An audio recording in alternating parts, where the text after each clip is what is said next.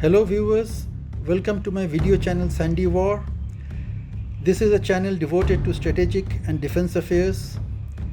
Our first episode today is on something very topical which most Indians would really be very interested in. It's about the goings on on the LAC in eastern Ladakh. On the Indo-Chinese de facto border, we have been hearing a lot of things about the definition of the LAC, whether it's a real thing, whether it's a disputed thing, whether it actually exists as something very concrete, whether crossing it is of any consequence. So people who don't know this subject firsthand, it's all very confusing for them. To clarify our doubts and throw light on the actual events and the actual situation and its implications on India, we have today with us retired Brigadier R.J.S. Dhillon, who is eminently qualified to discuss on this subject.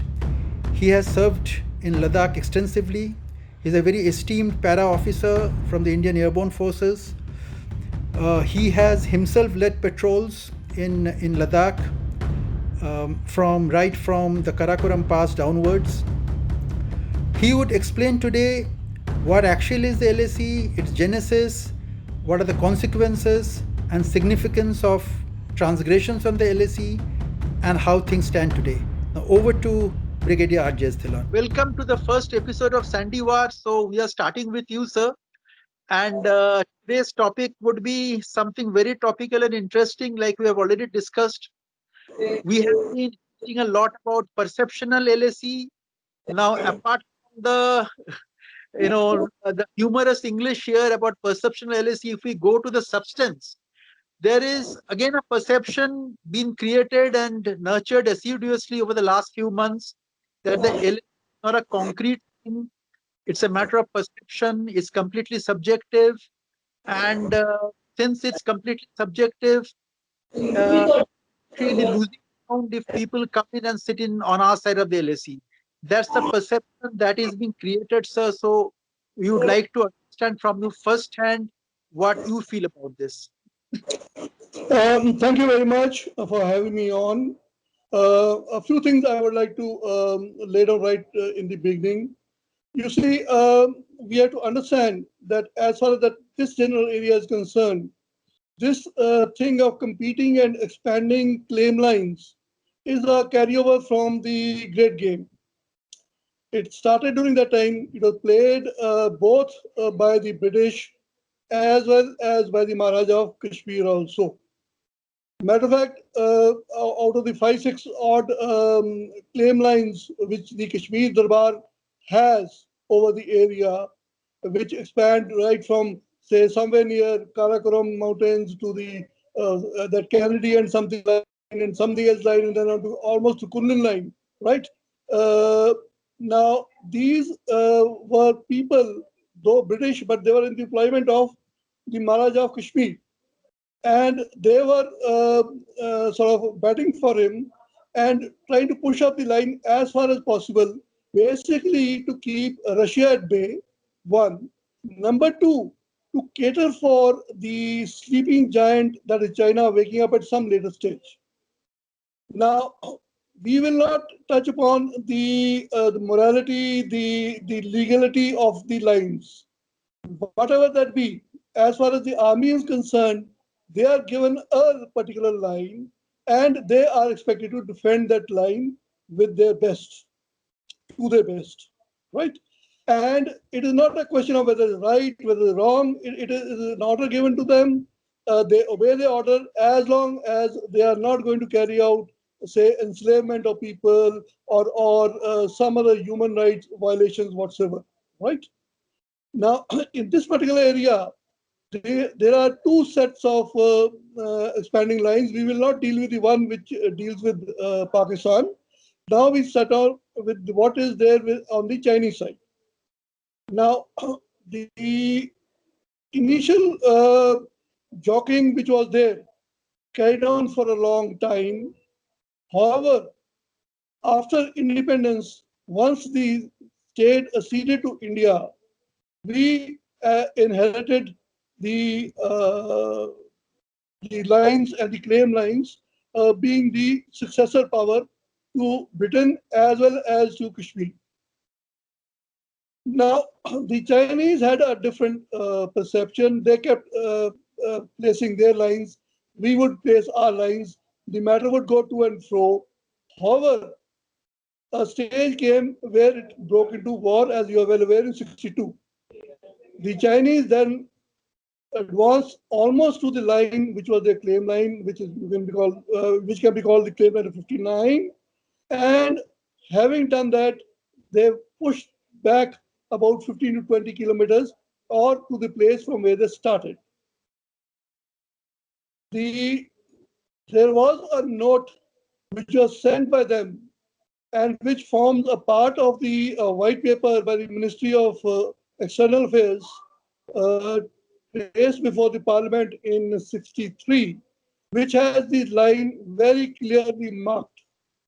It is marked in the form of grid references, features, layer of the ground, and it was so placed. Now, based on this line, two lines were given to the army. One, which we said with the current R line, right, which later on got converted into something called the LSE somewhere in the end of 90s or in the 90s. Till that time, it wasn't a LSE or anything like that. The term LSE was not used, only ceasefire line was in use on the Pakistan side, and later on the line LC, which was there. Right?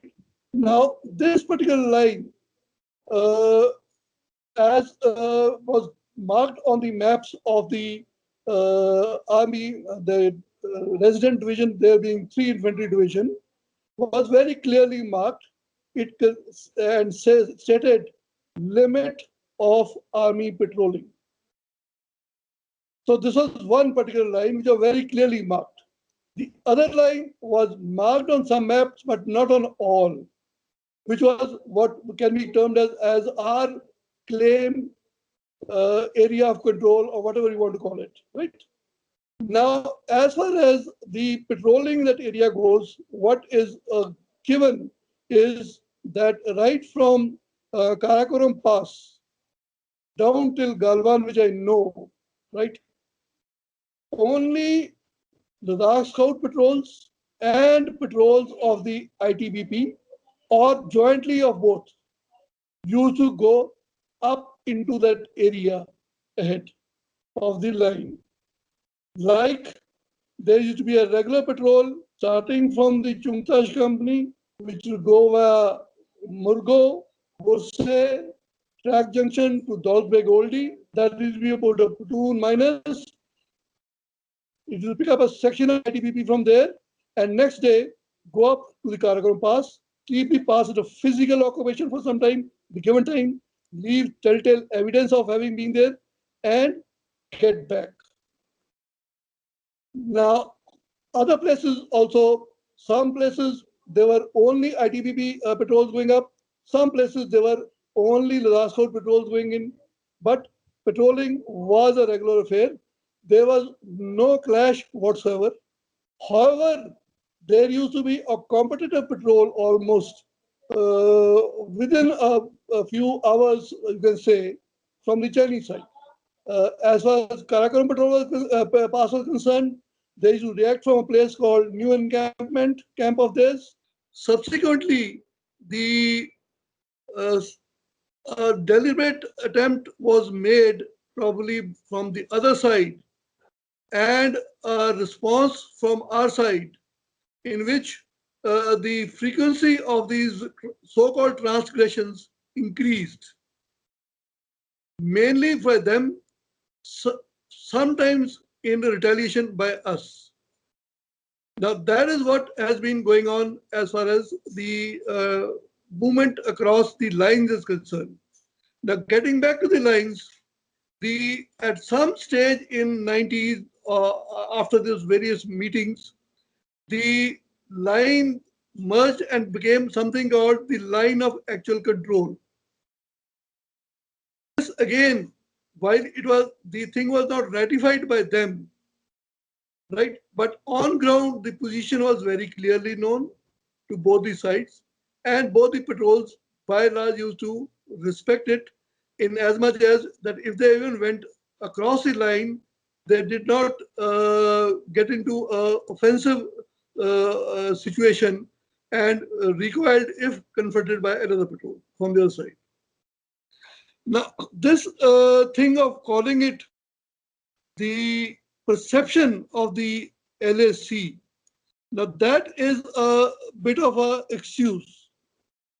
It is an excuse in as much as that this is wordsmithy, playing around with words. It is a fact that we were not picking up the gauntlet in as much as the number of times their patrols to come across vis-a-vis the number that ours went across. For whatever reasons, the reasons are best known to higher military commanders or to the political leaders. And what is very clear is that as far as the ground commanders are concerned, the units whose area of responsibility lies on it, they are very clear about where the line, call it the line of actual control, call it the working border, call it uh, the known or own position, own claim or their claim, that is well known to both the sides. So it was definitely Indian territory. This was Yes. India considered itself to be its own territory. There is no doubt about it. Not only from the theoretical point of view, in which we claim the complete of Aksai Chin, right? Keep that aside, because that area is not held by us; it is held by them. So we are just actually whistling in the dark. But this particular area, we, while not physically sitting on forward pickets like we are doing against Pakistan, we were controlling it to the extent that our patrol is to go across there because there's no habitation out there, because there is no commercial conflict out there. So we never had a problem so far.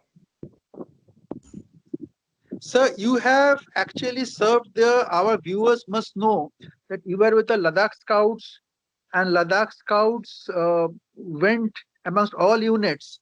I think they patrol the furthest, sometimes across the LAC also. Yes.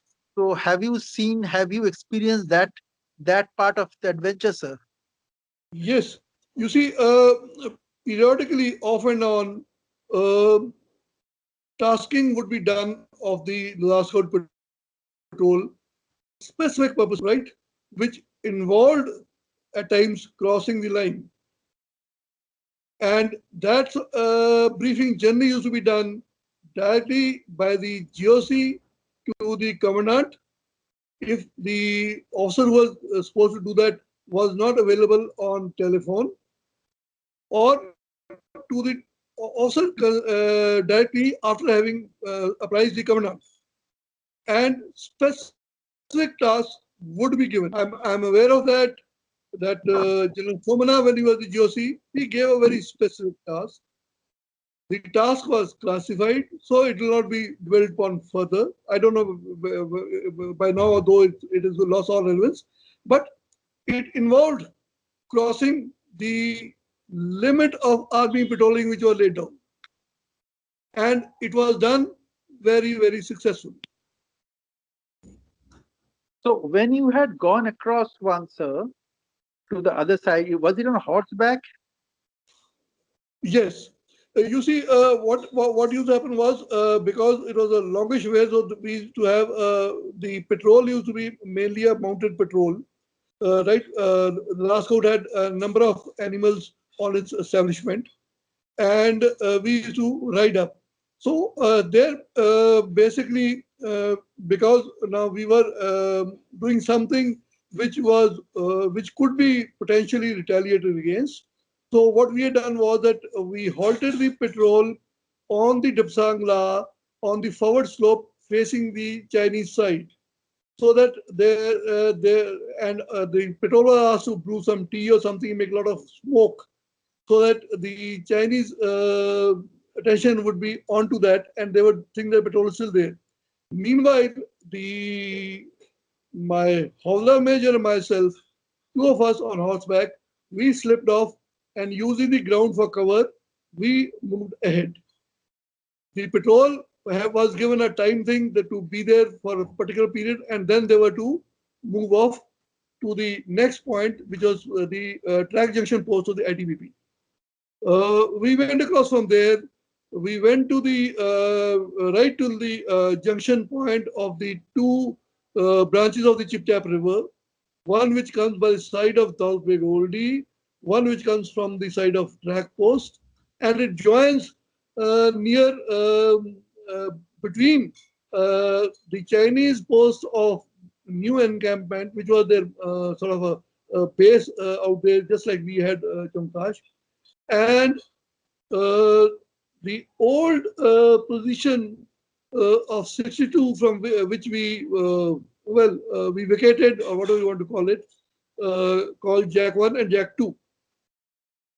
So we went till there, did our recce, the given task, went into the place, saw part of the debris and detritus of a retreating army, even found the track marks of a MAN vehicle which had been landed in Dalbeg Oldie before 62 and was then used by 5-Jat in their flight and was abandoned en route between Dalbeg Oldie and Gupshan, which we saw subsequently, right?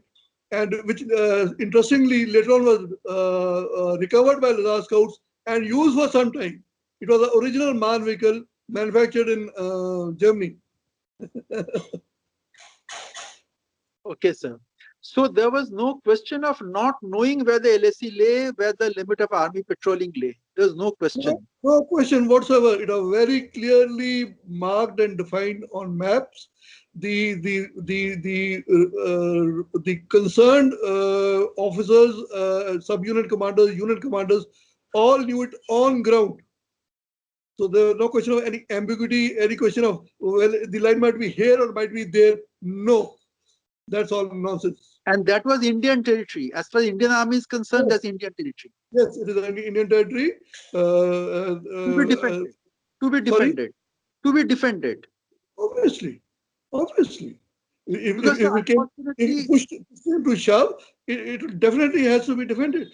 And unfortunately, a lot of senior ESMs are now coming in the public arena, and they're saying that patrolling points are not really consequential, and it's not losing territory if we are cut off from patrolling points. It's not a big deal. So no. This is nonsense. Firstly, patrolling points as numbered now came into existence somewhere either end 80s or 90s, somewhere around there. It was not in existence that time when we were there. That time we just had the two lines. What was known earlier on were the post numbering which was done prior to 62, which I think from 1 to 60 or something, starting from Dalbeg Oldie all the way downward, right? Okay. So these are the only two numbers which are there. There are nothing of this sort of thing of patrolling points. And what are now being shown as the patrolling point on map are well within our territory. There's no question of them being on the line either. Maybe one odd place they may be lying, like on Karakoram Pass, yes, that'll be on line. But other than that, they're well within our territory. Including Galwan, sir, patrol point 14. Including Galwan, the so-called patrolling point 14, it is within our area. We have, matter of fact, if you just get the grid references of the Galwan post of 61, 62, right? Okay, from the MO and plot it on the map, you will, that is well a few kilometers ahead of what is patrolling point 14. The Galwan post to be the 5-Jat post, right? That's right. Initially Gurkhas, then Jats. That's right. That was ahead of the current patrolling point 14. Well ahead. Well ahead. And the LAC, which was marked even at that point, sir, was ahead of patrolling point 14. There's a very clear nala which we, if you remember, had seen on the map. It was on the ridgeline of that nala that was there. Okay, sir. So I will just get the image of that Nala over here for you to confirm, sir. Just one Okay. second. So the LAC has been marked there in red. The conflict point is given as a red dot. Yes, you're spot on. The Yeah. conflict point is well within, right? So the LAC is correctly marked, sir. Very much. Okay. So and that in relation to the Shayok and Galwan confluence, Yeah, that also is plotted here. yeah, that's right. The confluence from there, the conflict point would be about six odd kilometers, and from there the LAC would be another couple of kilometers ahead, sir. That's right. So that part we have settled. Now, if we come back to Depsang and Y Yeah, junction, yeah, now if they are sitting at Y junction and if they have cut off patrolling points 9, 10, 11, 11 alpha, 12, 13, yeah, or 10, 11, 11 alpha, 12, 13, 4, 5 patrolling points, right? yeah, that's right.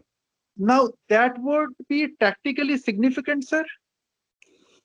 You see, it is not that much of a problem for us to keep them blocked out there, yes. But the problem is that while that doesn't give them a chance to launch a major force from that particular area, because that comes in onto the Burse post, and that's a very closed-in area. It prevents our patrols from moving ahead. And what I remember very clearly was that our sources used to run through Raki Nala, and matter of fact, the ITBF people used to call it the Raki Nala, right? Uh, the source exchange used to take place out there, and launching of sources and all used to also take place from there, because that area has got no habitation, but it got enough place for people to sneak in left, right, or center. But what can definitely happen is that keeping that from there, if they come up to the Depsangla, then they are cutting off the present alignment of the highway or our road. Our road is coming in through Burse, through Depsangla, to Track Junction, and then on to Dalbegoldi, presently. Sir, I am told that we had a helipad bang on Y junction for some years now. I have been told. I'm not aware of that. At that time, there was nothing like that. Only helipad available that time was the abandoned airstrip of Dalbeg Oldie, Track Junction itself, the post. Burse post couldn't accommodate a helicopter, and Murgo and Chungtash could. Yeah. So if this is correct that there was a helipad there, then that would be tactically very, very significant if they're sitting there. No, I don't think that. You see, other than the fact that they have blocked any of our patrols and probes from that area, and it has given them a stage from where, if they want to, they can squeeze a neck as existing now, a communication neck, right? Well, after all, how much time and effort will it and force level will it take them to cut off the highway, right? So that is the problem. So that is a problem which has to be addressed. But their eviction from the Dipsang Plains area of it. You see, the area of what is called Dipsang has got the Dipsang Plains, right? And it has got area which is some mountainous, you can call it, right? It's got hills and other things, right? Valleys and things. So that area cannot be given to them for a free run, because that area allows them to stage manage a mechanized force of considerable strength Towards the directions towards, being. towards Track Junction, towards Dalbeg Oldie, and thereafter it is about that area is concerned. Dalbeg Oldie, whatever force level there now, I'm not aware of that. That force level is in the bag. Sir, is the Butse company post then vulnerable from Y junction, sir? No, it is some distance from there. and it is the post itself is down below. But I'm quite certain by now they would have sort of built up defenses on the surrounding heights. So I have no doubt about that, because we can't be sleeping that much, right? Okay. So which means, sir, that don't if we sum it up, then the Chinese have a territorial advantage if they're sitting at Y junction in terms of having denied us our own territory up to LSE. One, denied us any future possibility of riposte, of going across Dipsangla if we wanted to. That they would be on our right flank then, right behind us and on right flank. This Yeah. potentially threatens the DBO road. Potentially threatens the DBO road. um, the new road, the Shayok Darbuk DBO road. And if they want an armored thrust from that point northwestwards or northwards via track junction, that is very much possible for them. And it kind of disbalances our entire SSN defense, right? It obliterates our SSN defense totally. The main threat is to the communication artery, right? They cut the line of communication. They can deal thereafter with the force level at Dalsbeg Oldie in their own time and as required basis. All right, we would have until we have pushed in the alternate from the Kapshan side route direct to Dalsbeg Oldie, right? We would be dependent only on air supply, right? Uh, so that is as far as that is concerned. But what has to be very clearly understood is it is not only that they're up to the LAC, they are beyond the LAC. They are well beyond the LAC in here if they're sitting at the Y junction. So Y junction is well inside our territory, right? Yes, yes, well inside our territory, even inside our limit of army patrolling, which used to be laid down that time. So anybody who's talking that, oh no, they only come up to what was their level, sorry, that's all nonsense.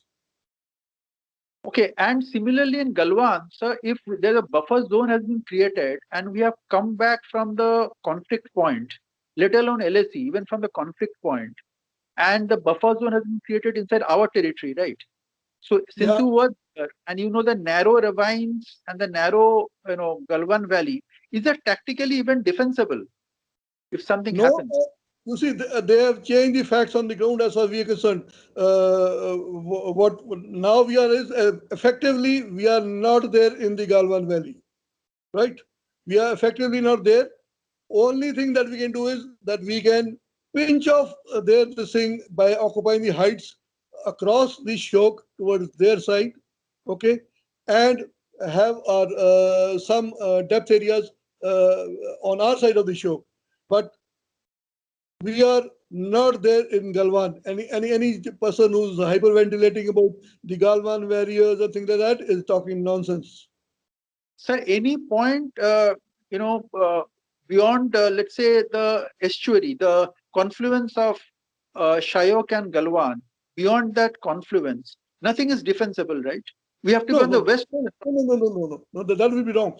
It is defensible in as much as if you see the map, when you get across the other side, there is along the Shok River line, there are ridge lines coming and cutting across the Galwan River, right?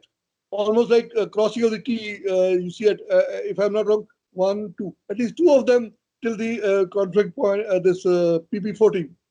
So those will have. I'm quite certain by now our people must have put up their defenses out there. We won't be sort of found lacking there. I have no doubt in my mind. So those will be useful, but the the riverbed by itself is not of much use. So, is there a possibility that they have also occupied ridge lines before the buffer zone was created? They have Yes, occupied heights. yes, they are soldiers, right? They know that commanding heights have to be held. Okay, so Galwan Valley in that case is touch and go No, it is situation. not there as of now. Let's be very clear. We may like to console ourselves by saying it touch and go. It is not there. We are not there in Galwan. We can bid it goodbye. So that's a tough, that's a No, tough. I'm sorry, but that's what the factual thing is. I pity the commander out there whose area of responsibility it is now. And similarly, you would also not really want to put yourself in the place of the DBO commander, sir, because he also is facing a Yes, major yes, logistic cut-off threat. he is. I hats off to that man. I mean, he's in a tough spot. There's no doubt about that. There's no doubt about that. And that is what that's why I keep saying, you cannot allow things to ferment. When this sort of thing is concerned, it is like curdling of milk, right? Before it takes place totally, spread it around. Otherwise, it will curdle up and solidify. Sir, and our viewers would know that you are immensely qualified to say what you are saying. So just for the benefit of people who may not be knowing the background so much, so if you can just brief them about your exposure in that area, both when you were second in command of 8th Mountain Div and before that with Ladakh Scouts, sir. Okay. When I was last out, I was the Stepney company commander out there. In as much as that, as I could have it, I was fairly physically fit, could keep up with the Nunus, and any place where there was some sort of a trouble which needed the fit officer, I used to be sent out there. That's how I ended up in most of these areas. That's how I know the most of the area. I walked this whole affair. So Fit officer I would be know required the for that, sir? Like you said, a sorry, fit officer would be required for that. sorry. Particularly, I mean, specially fit, physically fit officer would be required for that. You have to understand that except for the older pinjas of the SFF, right, the older lot, right, the Nunus are our toughest warriors for that type of terrain, the Ladakh Nunus. And at that time, let's be very frank, there were very few officers who could keep up with them whenever they, right? As luck would have it, well, coming from a regiment which made sure that you stayed fit, right? So one was reasonably fit, and one could be used for this sort of thing. So that's how I know that whole area backward, right from Karakoram Pass, along the U up to Siachen, on to Siachen, back from there, on to subsector west, right till Camel Jogi, then the Biasuk area, onto where the NJ point is there, then across to Chorbatla, when we used to have a platoon on Chorbatla, and we had a unfortunate accident because of a landslide, landslide only, powder snow avalanche. I got inducted out there. So I knew that area as a company commander at that level. Subsequently, then I have also been going back there because I was the only officer who knew that whole area of the Siachen. So I was called back from 6 Para in 80 to help in one of the show of flag expeditions out there. Came back, then subsequently again was came into the area because there was some sort of thing projected to happen. So we were inducted for something. It didn't take place. Then, as a company commander, I'm one of the few who did a company airborne exercise in that area, right? Thereafter, did a trial evaluation of parachutes for high altitude in that area. Came back as the deputy brigade commander of 121 Brigade for a year, right? So I knew the whole area of Drasan, Kargil, Brigade, came back as the deputy GOC of 8 Mountain. So I knew that area, that side of onto the LOC. So it is not that one is just sort of talking out of emotion or fervor or things like that. These are facts on ground, and facts on ground cannot be altered just on paper. Thanks a lot, sir. It's a big relief to know that a lot of our ESMs feel factually and emotionally that they have to stay true to the facts, sir, because in these days of disambiguation and dissimulation, sir, people who really don't have first-hand knowledge, they are very confused. And I think it's a pity that that we wouldn't be claiming, or wouldn't even be trying to own what is ours, and kind of disown that and say it's all confusing and disputed and perceptual. No, no, you have to understand something. You see, this is something which is not peculiar only to the services. It is also peculiar to the political leadership, because all of them have got 62 burnt into their conscience. They know that the nation will roast all of them, right? So that is the reason why you don't get a thing of, you get a thing like that, na koi aaya hai na gaya hai, some nonsense like that, or anything silly like quickly in and quickly out. I mean, that's all nonsense, right? It's unsoldierly. So let's not have that. They are facts. Then thereafter, the nation has to decide what they want to do about it. Thanks a lot, sir. Thanks for your time. And Pleasure. I'm sure our viewers have been greatly enlightened by whatever you had to say with so much passion and with recourse to facts. And until the next time, sir, have a good day, please. Thank you. Bye bye. Great evening. Pip, Bye-bye. pip.